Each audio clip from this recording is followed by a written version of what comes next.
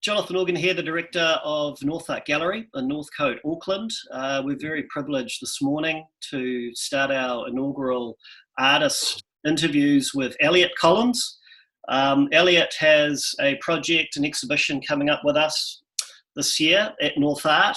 First question, in your text on image or text as image paintings, who were these originally influenced and inspired by? As a good New Zealander, I always started with McCann. I think that's a good. He's a good launch pad. He's done the groundwork. That was the sort of the high school interest. Who was this guy who was putting text in the landscape, and why did it work, and why did it have something that I wanted? And then, of course, the more you research, you open the Pandora's box of text-based artists, and then Riche sort of as this rock star. American artist who sort of flips it, who becomes less emotional and less lighter, not as dark, sort of a funny darkness, if there is one, which McCann didn't really have. McCann's that very quite solemn and eventually quite sad paintings, sort of a lot more pain, and Riche sort of flips that and makes it quirky and dark, and it's insert jokes and slapstick and kind of very sort of American comedy kind of almost influence. And then there's once at university you start going to like Richard Long, who put text over the landscape almost, post his walks. Lawrence Werner. There's a ton of people. John Reynolds, actually, he's a pretty huge influence. I was thinking through how much of an influence John had on me, because I got to work with him for the Cloud Project, and brilliant. I can't remember when that was, early 2000s. And the way he picks up language and plays with it and throws it about and then slaps it on a canvas or on paper is quite inspiring. Your work has a very close affinity to the land.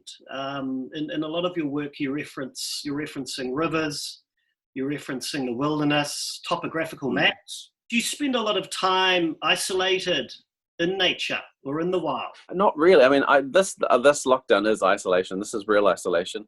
I think whenever I go out into nature, and I do love it. It's one of the very special things about living here, that we kind of can go away. Either we can go far away or really close, and there's nature somewhere. I actually love going with other people, and I often do. But it was quite sad, because as soon as we come back from a holiday or a weekend or something, and I put photos up on social media, no one's in them. So I feel quite bad. It's almost like I purposely go away with people because that's where the art comes from. It's this sort of conversations and observing others. But then as soon as I get my camera out, they seem to just get out of my view. I'm not sure why that is. I think there's something that people are loaded and they add so much to something, and I sort of wanted to. I'm a bit of a purist in my landscape and thing, but no, it is interesting. I'm not often alone in the landscape. Yes. Which is maybe the difference to the sort of the older New Zealand painters who were painting the landscape. I think there's definitely the peopled landscape is really interesting to me, but or the traces of people. So they're always kind of there, but not there. It's that difference that is, it's missing. In your art practice, it crosses effortlessly over between mediums, so between photography, painting on canvas, ready-made objects, sculpture, installations. Where to next? I think it's funny. I seem to think it's a really closed loop, that I'm just sort of recycling back and forth. So I go photography, and then something will happen in photography, and it'll clue a painting idea, and then all of a sudden I'll be doing almost like too much painting, and I'll need to just write something. So it kind of happens in this really strange swing that I don't like to get too locked into one medium, because then I think I start to really wear it out. I start to overcook that medium. As soon as I give it a break and I come back to it, I go, I can see things in a new way. And I think that's just one of sort of how my practice works, that I've adjusted to suit, because it's if I am told to just stick at a thing, I'm pretty I get pretty cranky about it. Yeah, especially the lead up to a show is always like, I really have to dig in and actually just be a grown up and finish the work. So it's not the experimental time. I think I've got. I've got. I do have a tapestry, which Wow. I'm working on, which is currently about it's a lot. So that'll be something else. That's in the. I'm not sure that'll be ready for the show because it's probably a lifetime work. Brilliant. I'm And that'll I'm have realizing that text painted on it, or the text there's embroidered onto it? there's text through it, but it's sort of, but again, it's shifting in that way of and the work's about finishing because they're all unfinished tapestries that I found in secondhand stores as I've been driving and Yes. adventuring. And so you sort of, it's that funny thing happened on the way to take the photo.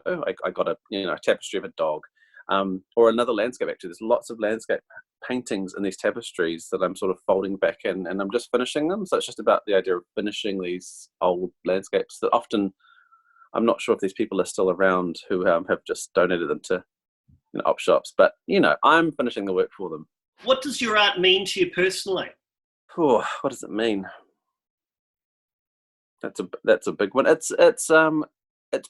keep it pretty close to my chest. It's pretty it's in everything, which I don't think everyone in my life appreciates. But those people who sort of can see through that closeness actually really appreciate it. So I'll see a thing and I'll, instead of just going, oh, that's just a wave or that's just a hill, I'm like, oh no, and I don't know, something in it that's just sort of ingrained. So it means a lot in the everydayness of it.